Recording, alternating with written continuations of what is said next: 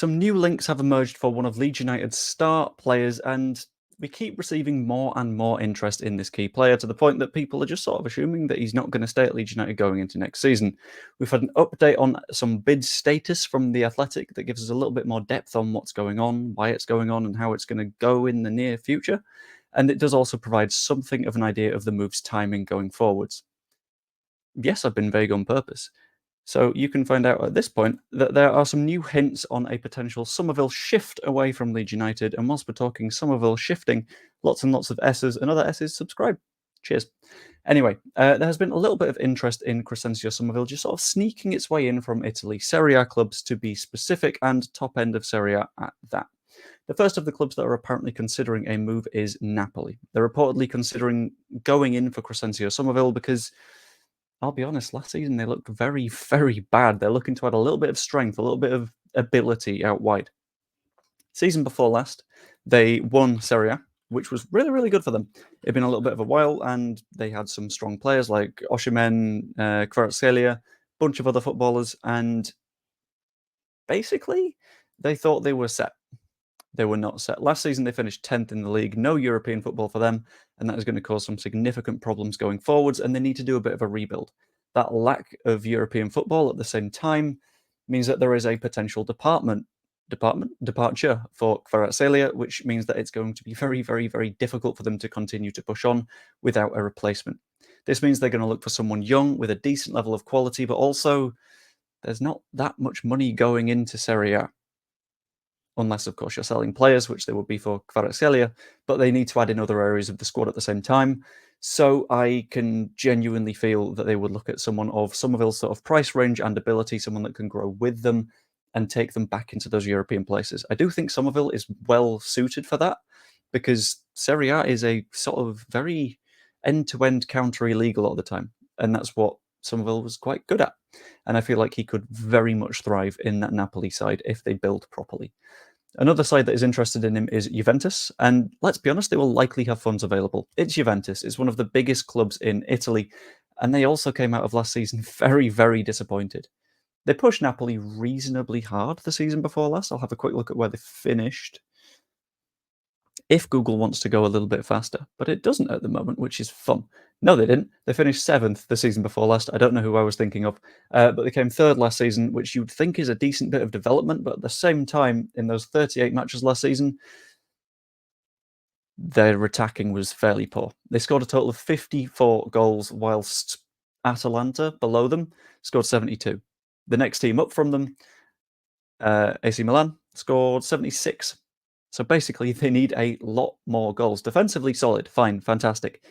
But if you're unable to put goals in at the other end, you're going to have some problems. You're not going to pick up points. And I genuinely think that an inability to attack properly is what stopped them from having a properly good title run. And I think a move for Summerville would be very intelligent for a club like that, a club that is looking for a forward that can build their attacking output whilst not being too much of a strain on the bank. Because for Juventus, Summerville won't be that expensive because they've also got a lot of wages off the books. McKennie is gone. Another fairly young left midfielder has gone to Aston Villa. Yeah, they brought Douglas Luiz in, but 2 players of wages out, 1 player of wages in. I think they'll have a little bit of flexible room in the budget to sneak in something like a Summerville. We did also have a very specific update from The Athletic, though, in that there is very clearly a lot of interest in the player. However, there haven't been any formal bids made just yet. Now, this doesn't necessarily mean that no one's approached Leeds. It just means that no one's put something on the table and said, this is what we're offering you. There isn't a sort of take it or leave it, this is the bid, this is the number. Maybe there's exploratory conversations with Summerville and Summerville's agent, but beyond that, we can't be certain. But basically, in my opinion, this situation can be very, very beneficial for Leeds. It keeps the market wide open, because the moment a club comes in and puts a bid down, say, let's pick someone. Potentially Crystal Palace will be looking at a winger if they end up selling Elise or Eze. If Palace come in and say, we'll pay £22 million for him, that's the ballpark that you're working in from that point. Because a Serie A club isn't going to say, well, we can massively outdo that. We can go to 35. That's not going to happen. That only happens if you can spark up a bit of a bidding war. So this basically means that the market's open, we can set our own price, and nobody is sort of exerting price pressure downwards, which is good for us. But it could be very indicative of one potential issue. I don't know if there's going to be enough English interest if no one has put a bid forward at this point. The reason that I have come to this little bit of a conclusion, and it might be a bit of a leap, but it's a sort of logical adding up of two things that we know, which is that there isn't a bid and that there are domestic-only moves until the 1st of July. International window opens up at the start of July. Ends on, I think, the 30th of August this year. So not quite into September like it has been recently. But this means that if a club wanted to, they could look to sign Crysencio Summerville if they're a Premier League side. Slight issue with that being that no one has. And that makes me worried in thinking that, like, surely any English sides that were looking at that move would want to take advantage. Yes, you've still got cases of if Crystal Palace are waiting for a potential sale before making their next move. Sure, they might think, okay, well, we'll do a sale and then we might look at Summerville. Or Liverpool might go, we'll look at what we need and then we might consider Summerville. Or the same for Chelsea.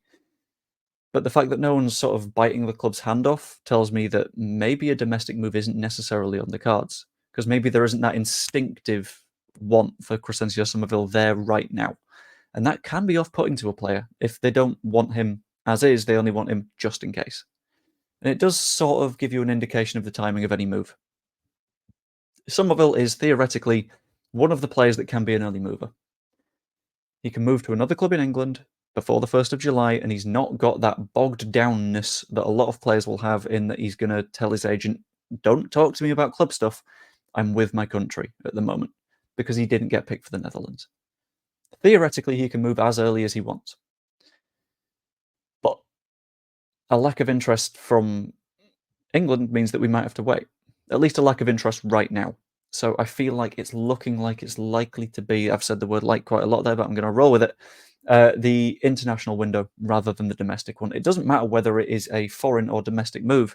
It feels like it is going to be pushed back into July at the earliest, which makes things a little bit tougher for Leeds. Means that we need to do a lot of planning, means that we can't do that planning because we don't know the sort of funds we're going to have in. We don't know whether we'll have Crysencio Summerville.